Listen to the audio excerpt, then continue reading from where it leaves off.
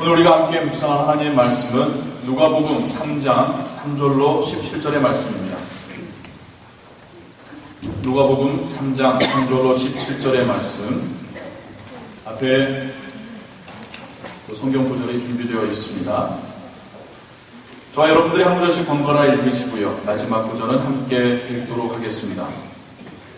요한이 요단강 부근 각처에 와서 죄사함을 얻게 하는 회개의 세례를 전파하니 선지자 이사야의 책에 쓴 바 광야에 외친 자의 소리가 있어 가로되 너희는 주의 길을 예비하라 그의 첩경을 평탄케 하라. 모든 골짜기가 메워지고 모든 산과 작은 산이 낮아지고 굽은 것이 곧아지고 험한 길이 평탄하여 질 것이요 모든 육체가 하나님의 구원하심을 보리라 함과 같으니라. 요한이 세례 받으러 나오는 우리에게 이르되 독사의 자식들아 누가 너희를 가르쳐 장차 올 진노를 피하라 하더냐. 너희에게 마땅한 열매를 맺고 속으로 아브라함이 우리 조상이라 말하지 말라. 내가 너희에게 이르노니 하나님이 능히 이 돌들로도 아브라함의 자손이 되게 하시리라. 이미 도끼가 나무 뿌리에 모였으니 좋은 열매 맺지 아니하는 나무마다 찍혀 불에 던지우리라. 우리가 물어가로되 그러하면 우리가 무엇을 하리까. 대답하여 가로되 옷 2벌 있는 자는 옷 없는 자에게 나눠줄 것이요 먹을 것이 있는 자도 그렇게 할 것이니라 하고 세리들도 세를 받고자 하여 와서 가로되 선생이여 우리는 무엇을 하리까 하며 가로되 정한 새 외에는 늑증치 말라 하고 운명도 가로되 우리는 무엇을 하리까 하며 가로되 사람에게 강구하지 말며 무서워하지 말고 받는 요를 족한 줄로 알라 하니라. 백성들이 바라고 기다림으로 모든 사람들이 요한을 혹 그리스도신가 심중에 의논하니 요한이 모든 사람에게 대답하여 가로되 나는 물로 너희에게 세례를 주거니와 나보다 능력이 많으시니가 훨씬하니 나는 그 신들매를 풀기도 감당치 못하겠노라. 그는 성령과 물로 너희에게 세례를 주실 것이요 손에 피를 들고 자기의 타작마당을 정하게 하사 알곡은 모아 국간에 들이고 죽정이는 꺼지지 않는 불에 태우시리라. 아멘. 오늘은 성찬식이 예배 가운데 함께 있습니다. 제가 성찬식이나 혹은 세례식이 있을 때에는 이 예식에 대하여 그런 주제를 삼아서 말씀을 전하곤 하지요. 오늘은 물로 받는 세례, 여러분이 오늘날 교회에서 받는 세례에 대하여서 함께 여러분과 말씀을 묵상하고자 합니다. 여기 앉아 계신 분들 중에 세례 받으신 분은 한번 손을 들어서 한번 표해 봐 주시기 바랍니다. 세례 받으신 분들이요. 예, 저도 받았으니까 저도 손을 들어야겠죠. 예. 거의 다 받으셨네요. 손 주시고요. 교회 구성원의 대부분이 세례를 받았다는 것은 썸씽공입니다. 무슨 의미냐면 세례 안 받은 사람이 교회에 없다는 건 문제라는 거죠. 새 생명을 하나님 알고자 하는 이가 부족하다는 의미일 수도 있을 테니까요. 하지만 반대로 또 이렇게 세례 받으신 분들이 많다는 것은 또 그 교회가 그리스도에 대한 신앙으로 어떤 공통 분모가 확실하다라고 하는 그런 의미가 될 수도 있겠죠. 손을 드셨던 분들에게 제가 질문을 몇 가지를 드려보고자 합니다. 첫 번째로, 여러분은 그 당시 세례를 받으실 당시 왜 세례를 받아야겠다고 생각을 하셨습니까? 한번 그때를 떠올려 보세요. 아주 오래되신 분도 있겠지만 왜 그때 나 세례 받아야겠다라고 생각을 하셨나요? 세례 받겠다고 결정하신 마음에 생각하실 계기가 있으셨을 거 아니겠습니까? 특별히 교회에서 하는 불세례는 모든 사람들이 보는 앞에서 행해집니다. 이제부터 자신은 그리스도인이라고 공식적으로 선언하는 겁니다. 그럼 그냥 말로만 하면 되는데 왜 굳이 세례식을 받았을까요? 한번 그 예전에 여러분들이 세례를 받던 상황을 한번 떠올려 보세요. 예, 한번 대답하지 않으셔도 됩니다. 예, 마음속 생각해 보시고요. 두 번째 질문입니다.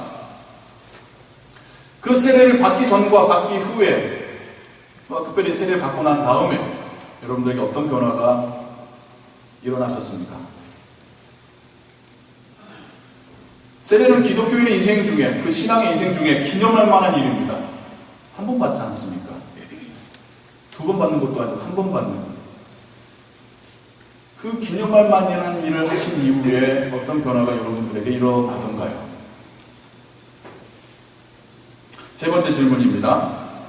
그 물로 된 세례를 받은 것으로 이제 신앙에서 모든 것이 충분하다라고 여러분 생각하십니까?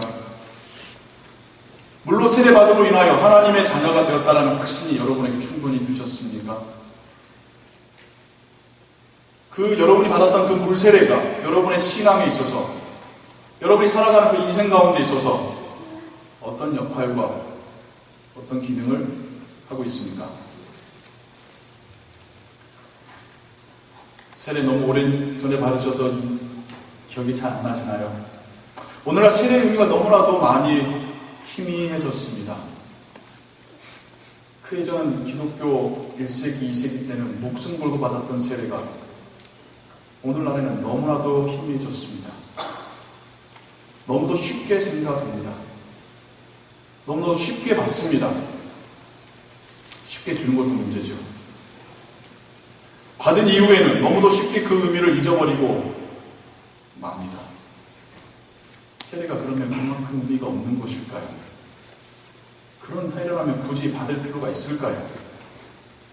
아직 세례 받지 않는 분들한테는 그게 궁금하죠. 특별히 성찬식과 관련해서 교회의 질서 가운데 세례받은 이들이 성찬에 참여합니다. 그래서 세례 아직 받지 않은 분들은 저 사람들은 뭐가 특별해서 참여하고 나는 왜 안 된다는 걸까? 저 사람들은 받았다고 하는데 뭐가 좀 달라진 걸까? 왜 받은 걸까? 여러분 궁금해합니다. 오늘 우리가 읽은 성경 본문은 세례에 대하여, 특별히 물로 받는 세례에 대하여 중요한 사실들을 알려주고 있습니다. 첫 번째는 사람들이 세례 받겠다고 요한이라고 하는 선지자를 찾아왔다는 겁니다. 요한이 찾아가서 세례 줄 테니까 제발 나한테 세례 좀 받아 라고 한 게 아니라 사람들이 찾아와서 세례 받겠다라고 요청했다는 겁니다. 세례를 베푸는 선지자였던 것이죠. 사람들은 그래서 그를 가리켜 세례 요한이라고 불렀습니다. 세례 요한은 사람들이 많은 곳에 있지 않았습니다. 도회지에 사람들이 많이 살고 있는 주택가에 거하고 있지 않았습니다. 오히려 광야에 살고 있었습니다. 황무지에 살고 있었습니다. 그런데도 사람들은 거기까지 찾아와서 세례를 받겠노라고 요청합니다. 이때 세례 요한은 사람들을 향하여서 이런 메시지를 먼저 선포합니다. 회개하라. 천국이 가까웠느니라. 회개하라. 천국이 가까이 왔느니라. 대부분의 선지자들이 외쳤던 메시지가 이런 메시지입니다. 세례 요한만의 메시지가 아니라 구약의 선지서들을 보면 결국 그것을 요약하자면 회개하라. 하나님의 나라가 가까이 왔느니라. 세례 요한의 메시지의 핵심은 회개였습니다. 그 메시지를 듣고 가슴 아파하는 일이 생겨나게 됩니다. 세례 요한에게 묻지요. 제가 어떻게 해야겠습니까? 또한 그러한 자들에게 세례 베푸는 세 요한을 보며 어떤 사람들은 나도 세례 받기를 원합니다. 요청하게 됩니다. 이때 세례 요한은 회개하는 자에게는 즉각적으로 세례를 베풀죠. 또한 유대인과 이방인 구분하지 않고 세례를 베풀었습니다. 찾아는 왔으나 회개하지 않은 채 구경하고 온 사람들에게는 또 그는 매섭게 말합니다. 독사의 자식들아. 전 선지자들의 이 용기에 감탄할 뿐입니다.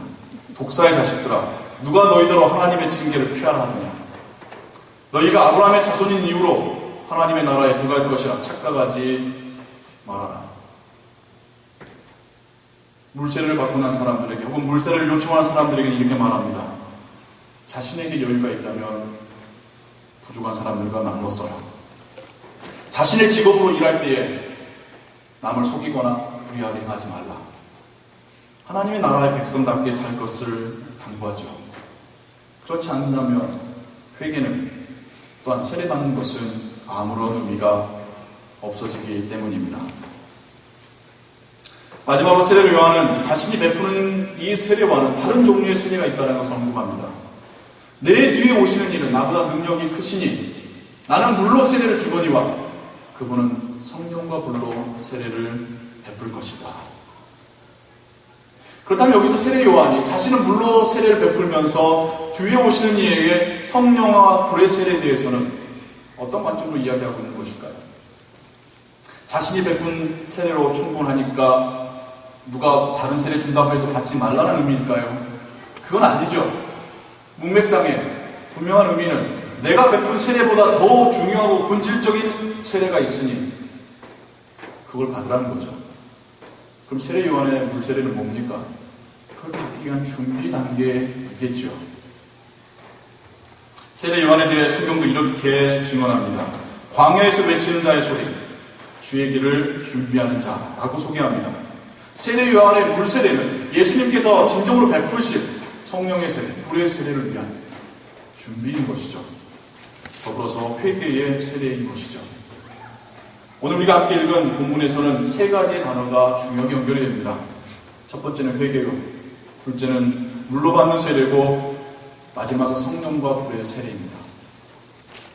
자신의 주인됨을 인정하는 것, 그래서 받는 것, 그게 물세례입니다.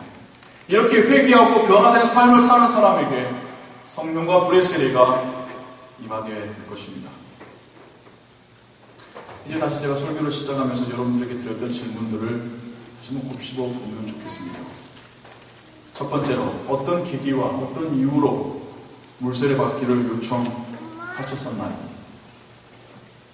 자신의 주인됨을 인정해서입니까? 아니면 교회 다닌 사람은 누구나 한 번씩은 받기 때문에 저거 받아야지 성찬에 참여한다기 때문에 받은 겁니까? 우리의 신앙의 시작점은 우리의 회개에 있습니다. 내가 죄인임을 인정하는 거기서부터 우리에게 소망이 있습니다. 자신의 죄인됨을 인정하는 그 사람에게 복음은 작용하게 되는 겁니다. 자신의 죄인됨을 인정하지 않는다면 내가 뭐 그리 잘못했다고, 내가 잘못한 거야? 그 사람에게는 그 무엇을 한다고 해도 그건 신앙과는 관계가 없는 것이겠죠. 회개하지 않은 심령에는 복음이라는 씨앗이 심겨질 공간이 없습니다. 회개할 때부터 우리는 신앙생활을 시작하는 것이죠.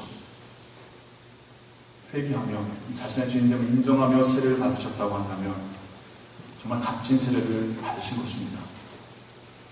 그때는 그걸 몰랐었다라고 인정하신다고 한다면 이제라도 자신의 주인됨을 인정하시며 회개의 삶을 사시기 바랍니다.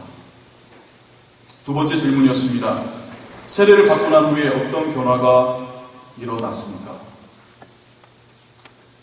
성경은 회개를 우리에게 중요하게 이야기합니다. 세례 받으신 후에도 회개의 삶을 살고 계십니까?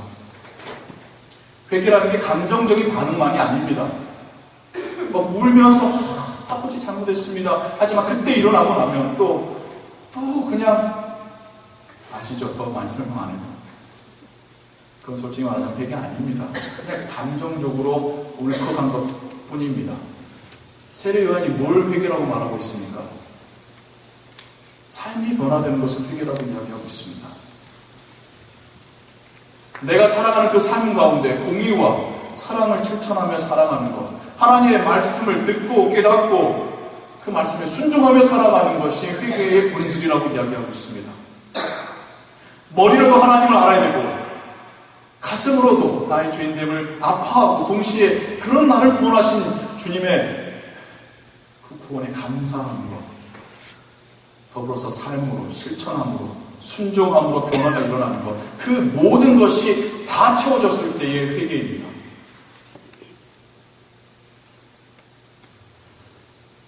회개는 물세례 받기 전 혹은 받은 후에 한 번으로 족한 것이 아닙니다. 회개를 시작했다는 것은 중요한 것이지만 우리 안에서 계속적인 회개의 반응들이 나타나야 합니다. 내 안에 복음이 자라고 있다면, 내 안에 그리스도의 영이 있다면 우리에게서는 회개라고 하는 나의 반응은 계속해서 하나님께 드려지게 되는 것입니다. 일시적이거나 감정적인 회개가 아니라 진짜 우리의 마음을 항상 하나님께 내려놓을 수 있는, 나의 삶의 변화가 계속 일어날 수 있는 그런 회개의 삶을 세례받은 이에는 하나님께서는 찾고 계시더라는 것입니다. 들어오는 중고등부 보실 필요 없습니다. 안 보셔도 자리에 다 잘 앉습니다. 계속 말씀에 집중해 주시기 바랍니다. 세 번째 질문이었습니다. 물세례만으로 충분하다고 생각하십니까? 물세례는 우리를 준비시키는 세례였죠. 우리의 구원을 확정하는 것은 성령과 불의 세례입니다. 우리가 하나님의 진정한 자녀가 되는 것은 예수 그리스도의 영이 우리에게 찾아왔을 때에 비로소 확신되는 것입니다. 그때에 우리 안에 흔들리지 않는 믿음이 생겨나게 되는 것입니다. 회개의 세례로 깨끗해진 우리의 마음에 그리스도의 영이 찾아오심으로 인하여서 비로소 우리 안에 하나님의 나라가 임하게 되는 것입니다.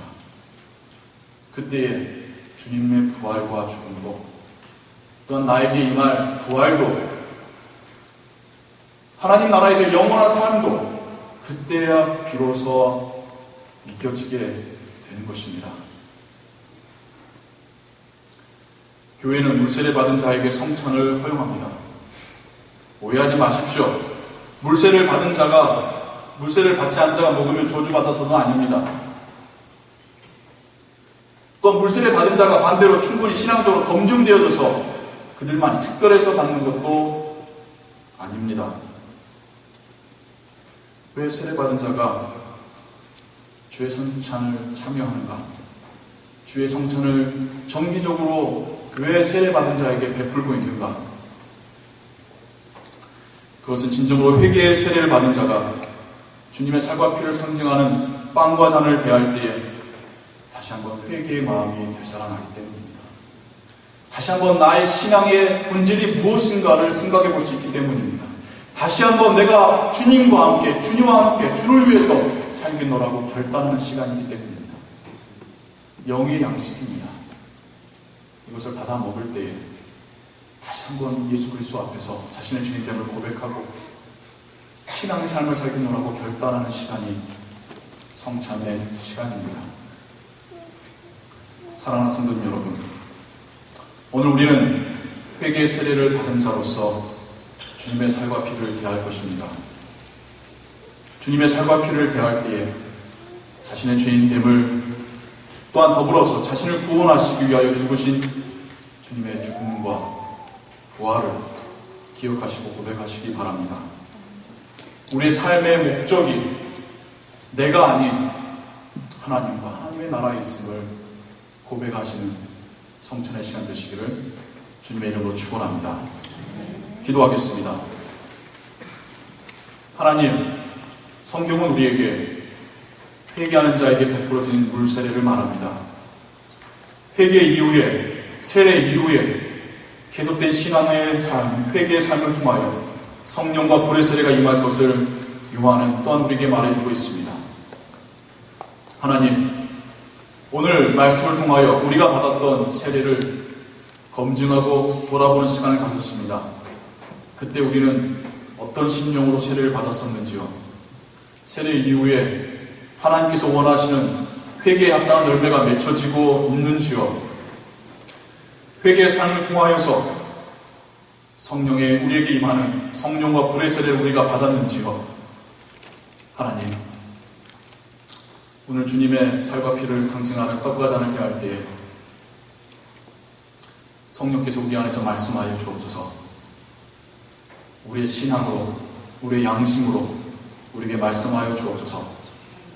이것이 또한 우리에게 영적인 양식이 되게 하시사 주의 뜻대로 살겠노라 결단하고 힘을 내는 또한 복된 영적인 양식 되게 하여 주옵소서. 이 시간에 주님께서 우리에게 베풀어 주시는 그 믿음을 가지고 떡과 잔을 대하게 하여 주옵소서. 예수 그리스도의 이름으로 기도하옵나이다.